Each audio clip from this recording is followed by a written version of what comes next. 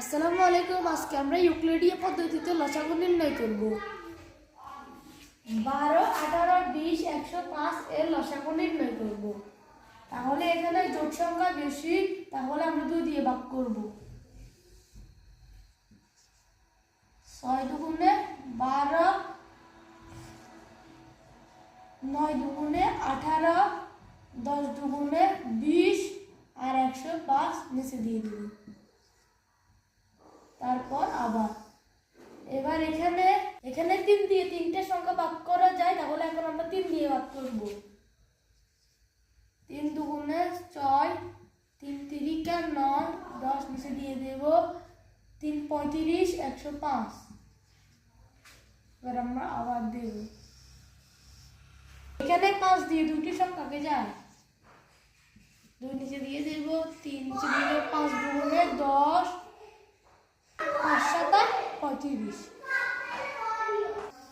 এবার এখানে 2 দিয়ে আবার 2টি সংখ্যাকে যায়, 2 আঁকে 2, 3 নিচে চলে আসবে। 2 আঁকে 2, 7 7। এবার আমরা এগুলো এখন এখানে মৌলিক সংখ্যা চলে এসেছে, তাই আর এখানে ভাগ যাবে না।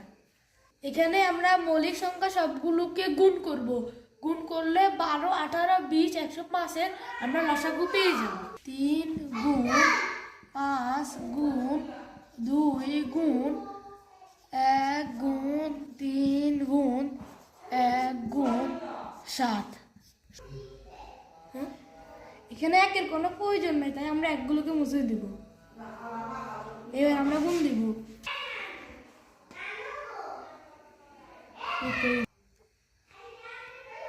3 দুগুণে 6, 5 6 30, 30 দুগুণে 60, 3 60 180, 180 টাকা 7 দিয়ে গুণ দিব।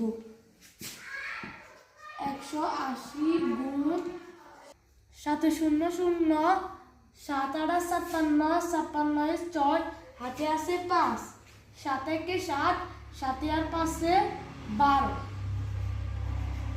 1260,